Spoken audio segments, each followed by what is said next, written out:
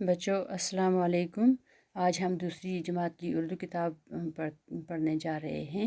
اس کتاب میں آپ کو آگے جا کے ایک جگہ پہ سال کے مہینے جو سبق دیا ہے، اوپر نام سبق کا ہے سال کے مہینے، تو نیچے انہوں نے مہینوں کے نام لکھے ہیں۔ ہم یہ اچھی طرح سے پڑھیں گے۔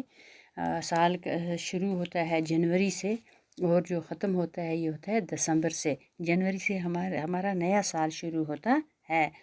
تو اس طرح سے ہم یہ مہینوں کے نام پڑھیں گے پورے ترتیب سے اور یاد کریں گے۔ میں آج آپ کے سامنے پڑھوں گی، پھر آپ یہ اپنی کاپی پہ لکھیں گے اور یاد کریں گے ترتیب کیا ہے مہینوں کی۔ پہلا مہینہ کون سا ہے، دوسرا کون سا، تیسرا کون سا، اسی طرح سے 12 مہینے ہوتے ہیں۔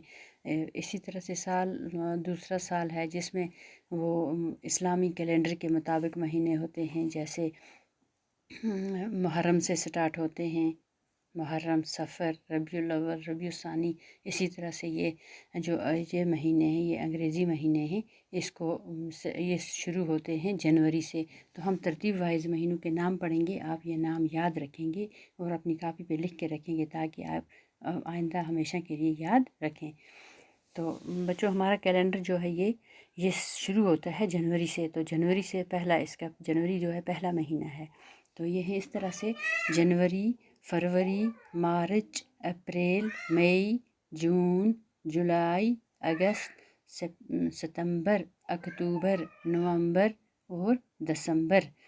تو بچوں یہ یاد رکھیں گے آپ اچھی طرح سے، تو آئندہ ہم انشاءاللہ اس کے آگے اس کا دوسرا حصہ ہے سبق کا، وہ پڑھیں گے۔